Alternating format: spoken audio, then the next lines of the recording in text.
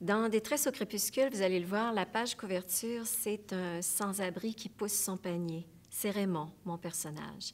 La photo est authentique. En fait, on a pris un sans-abri qui poussait un panier dans le Downtown Eastside de dos pour ne pas l'identifier. J'ai rencontré celui que j'appelle Raymond, en fait. C'était une journée que je passais avec un intervenant social qui travaille dans le Downtown Eastside. Et puis, il m'a présenté un sans-abri qui s'en sortait. Et de là a été créé mon personnage. Il ne s'appelait pas Raymond, évidemment, mais c'est un Québécois parce qu'il vit toujours. C'est un miraculé parce qu'il a pris du crack toute sa vie. Normalement, le crack, l'espérance de vie, c'est 5 ans. Et lui, je pense qu'il a pris du crack pendant 40 ans. Alors, tout le monde lui dit de lui que c'est un miraculé.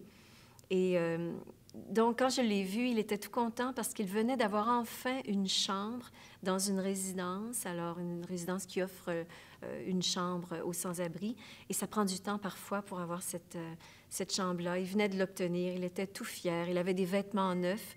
Et c'est cette façon de tirer sur ses vêtements neufs, comme si qu'il était un petit peu inconfortable, pas habitué d'avoir un jeans qui était complètement neuf et à lui, ses vêtements, et ça m'a vraiment profondément touchée. Et je me suis dit, je vais en faire un personnage. Et donc, j'ai créé Raymond. La lecture, les livres, ça a toujours occupé beaucoup de place dans ma vie. Écoutez, je parle pas de détresse pour rien. La détresse, je connais. Enfant, moi, j'ai vécu la détresse.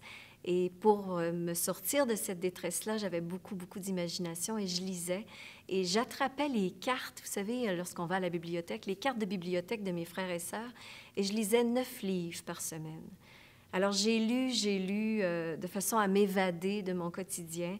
J'ai lu tous les grands classiques, je pense, avant 10 ans. J'ai beaucoup lu. Donc, oui, la lecture, pour moi, c'est extrêmement important. Ça l'est toujours. Je lis surtout des livres de psychologie maintenant, psychothérapie. Ça m'apprend beaucoup de choses sur les humains en général, leurs réactions. J'ai beaucoup fait d'études sur les tueurs en série.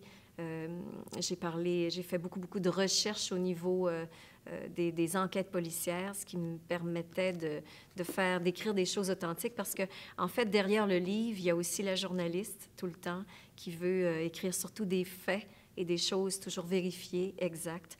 Alors, quand vous lisez, oui, c'est de la fiction, mais en fait, ça se peut. Il ne lui restait que quelques minutes. Elle le savait. Elle avait eu une seule chance d'échapper aux mains de ce malade. Elle avait échoué. Et personne ne savait où elle était, personne ne pouvait la sauver.